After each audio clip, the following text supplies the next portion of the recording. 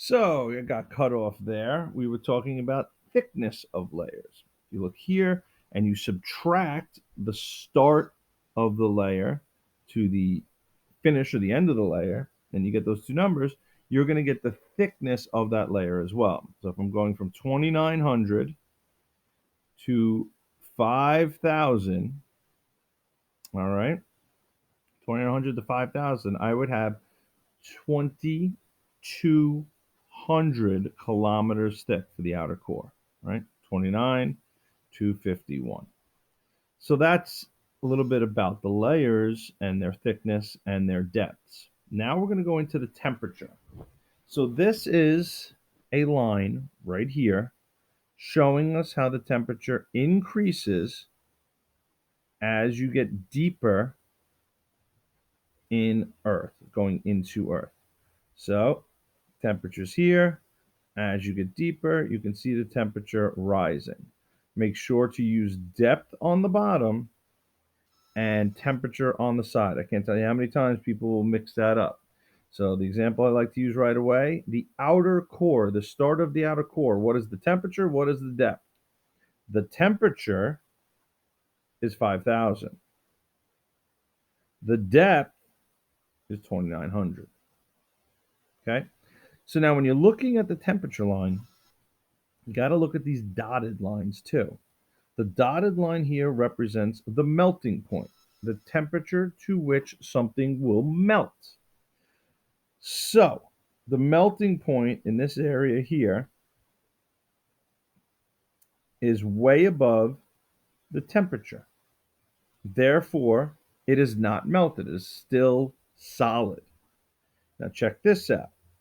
When we hit the outer core, the dotted line is the melting point and the temperature is above that.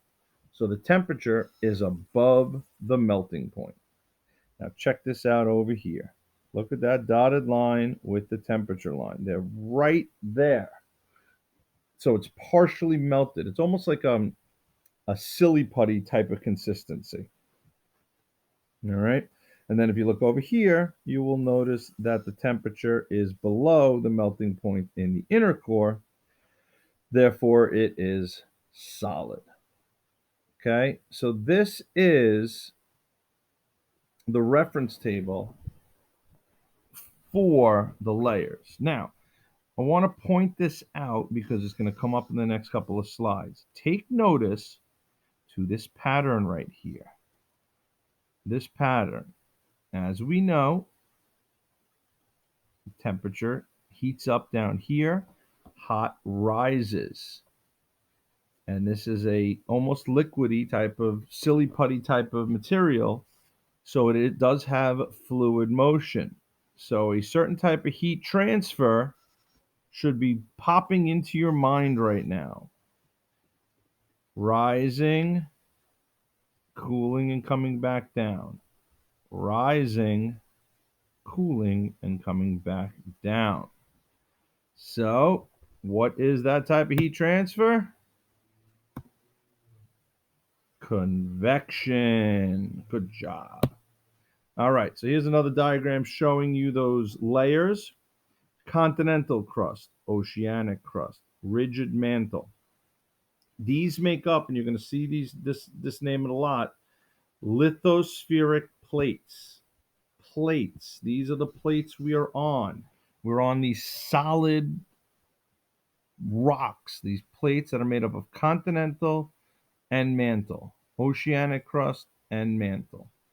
Below that is the convecting mantle. Convection, we just said it, convection, moving.